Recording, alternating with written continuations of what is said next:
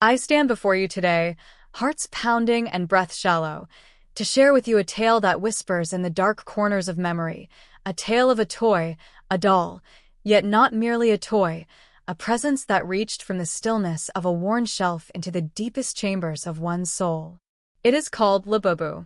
At first glance, innocent, with round button eyes that glisten as though holding secrets, a tiny smile stitched across its fabric face, soft arms outstretched in perpetual invitation.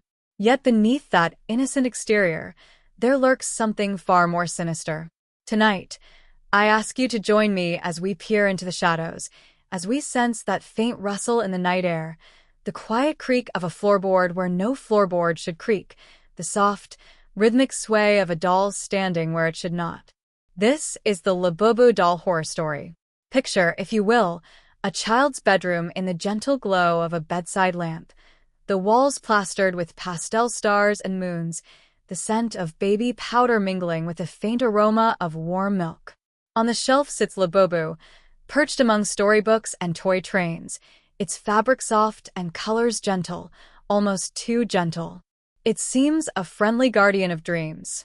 Yet that picture alone belies the uneasiness that begins the first time little footsteps falter in the night, the breath of a soft voice murmuring words that no child should speak when alone. It is then that we start to feel it, something off. It begins so subtly. A toy moved an inch to the left, a whisper just beyond wakefulness, a fleeting shadow in the corner of one's vision, that it becomes impossible to ignore, though entirely impossible to face. Every parent, every friend, every passerby upholds a belief that dolls are inert, that they sit quietly and remain unchanged until picked up or discarded, until loved or forgotten. But what if that belief cracks under pressure? Picture Labubu again, but now adorning a different shelf, its once bright fabric dulled, edges frayed, a tiny stain darkening the surface near its heart. Does the doll simply wear the patina of time? Or does time wear the doll? Consider the notion that time might be no ally here, that in the quiet passage of months, perhaps years, something within Labubu awakens, slowly, waking as the nights deepen, as the lights flicker, as the shadows lengthen. It is not a sudden transformation, but a creeping one, like winter's chill staining the glass before the first frost forms. Sense the chill. Stand with me on the threshold between the safety of daylight and the creeping gloom of midnight. Imagine that as the clock follows its steady course, the ambient hum of the house settles into stillness. The lullabies drift into silence. And then the whisper comes. It is so quiet that you might mistake it for a dream, a fragment of memory. But there it is, the softest plea, or maybe it is a command. Labubu's stitched smile seems to twist, half joking, half mocking, though its face remains unchanged. You strain to understand the words, but they slip through like smoke, intangible yet urgent. Who has been playing with you? Who has been calling your name in the deepest dark? Labubu's eyes gleam. And you are not alone. It was never meant to be malicious. Oh no, not at first.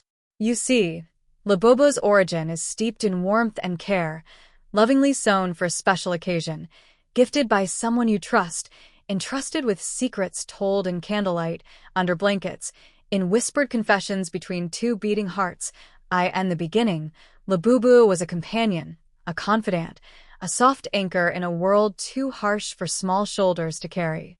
But hope and love do not fence out dread forever.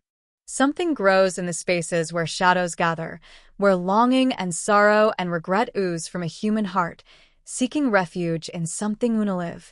And in Labubu, they find a vessel.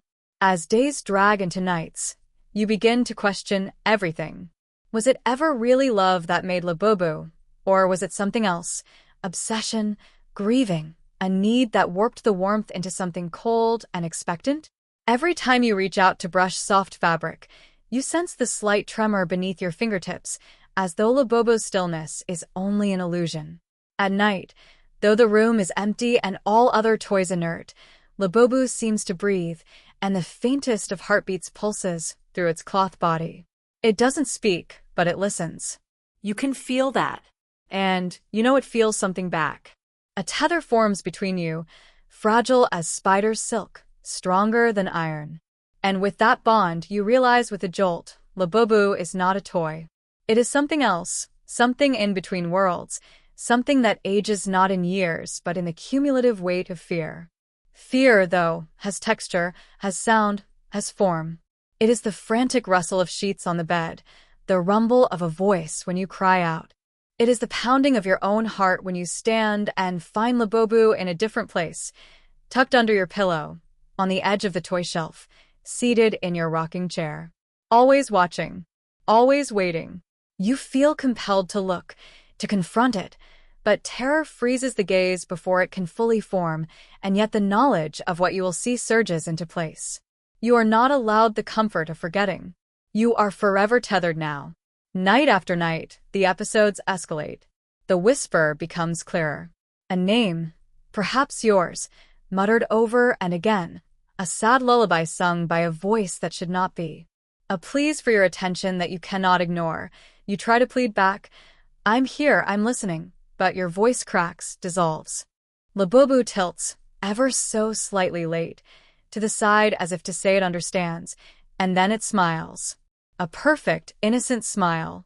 You feel compelled to laugh, to comfort it, to brush its tiny hand with yours. And as you do, you sense there it is, a flicker of warmth, and you almost believe it. The comfort of childhood, the safety of play. And in that moment, you nearly forget that this warmth is false, that safety has left the building, that you are dancing on the edge of something dark. I tell you, emotion wells so hot in your chest it nearly boils over. You want to cry. You want to run. You want to shake Labubu until that expression melts away, but you cannot. You are stuck in a web of confusion and dread, and Labubu is both spider and prey, both captor and captive. You realize too late that fear has become love, or love has become fear, and those lines blur until you don't know which fills you. Let's linger here. Take a breath. Feel the stillness. The night is alive with the subtle hum of dreaded energy. The room is frozen, but you sense motion, patterns shifting on wallpaper, air trembling with unspoken words. Labubu's button eyes reflect a tiny light, like distant stars collapsed into darkness. You try to will the tears away, but fear has lodged deep, coiled in your gut, and now it pulls. It commands you. You let it, because at least then you are not alone in the dark. When you wake the next morning, hazy, searching for clarity in the brightness, Labubu is gone. The shelf is empty. The air smells stale, as if something left behind a sigh. You ask your parents. They remember the doll. But where is it now? Gone? Never there? They smile, dismissively. You walk through the house. No Labubu. You wonder if the doll was ever there at all. All the stories, all the whispers, the face, the pleas. Was it real or dreamt? You clutch the edge of your sheets, nails digging in, as you peer into the hallway, into the pocket of dark beneath the door. But nothing stirs. No whisper, no breath, nothing but emptiness and your pounding heart. Then the laugh. It is small, high-pitched, half-child, half-toy. You spin around, and there, in the corner, perched on a small wooden stool, is Labubu. The lighting catches in the button eyes, turning them blacker than the night. And that smile, still there, sweet, playful, and yet you know what lies beneath. Perhaps sorrow, perhaps rage, perhaps nothing but the mocking absence of mercy. Emotion racks you. Your mind bursts with memories and nightmares. You move toward Labubu. Each step echoes louder in your chest than in the house. Your hand reaches, trembling, for that soft fabric body. Before your fingers touch it, a voice, not yours, not your own, emanates from somewhere deep inside the doll. Stay. Like a command. Soft, sad, pleading, possessive. You feel frozen, enthralled. Part of you wants to obey. Part of you wants to flee into sunlight, to burn away the shadows. Yet in that moment you understand. Labubu does not merely sit. Labubu inhabits. Labubu holds. And once it has you, it never lets go. I don't tell you this to frighten. I tell you because we all carry Labubu. We may not see it. We may not hear its voice, but we have our own versions, ever so softly calling, gripping the edges of our hearts. The craving for something that no longer belongs, the ghost of a memory we cannot release, the sorrow so hollow it echoes in every quiet moment. Labubu is universal, but its manifestation, its manifestation is terrifyingly personal. Now, let us imagine, if you can bear it, that you decide to free yourself. You take Labubu one day, maybe after months of torment, maybe after one night too many, and carry it outside. The sun is bright. The sky first. You sow your courage, your trembling heart. You stand at the edge of the yard, the garden overgrown with weeds, long grass brushing your ankles as you look at the horizon. With a breath, you raise your hand and release Labubu. It falls into the weeds with a soft thump, silent and inert. You close your eyes. You flee. But when you look back, there is Labubu again, sitting on the porch, limbs neatly arranged, looking at you with that smile. And then, as you step closer, you see that the weeds around it have turned black, suffocating, brittle as bone. You sense a pulse of breath in the earth itself, a shudder that says, "I am here. I never left." And your heart breaks. In the shattering, perhaps you realize what you've known all along. Labubu is not a thing you can discard. It is not the possession of one moment, one fear, one sorrow. It is the embodiment of lingering guilt, unspoken memories, the quiet longings, and the unhealed wounds. It waits patiently, softly, for the moment you falter, and there it is again, voice low and intimate, coaxing you back into that darkness you insisted you left behind. I stand here, trembling as I tell you this, because every time I think I've left Labubu behind, its presence creeps back. In the hush between breaths, in the silence of a memory you thought was buried.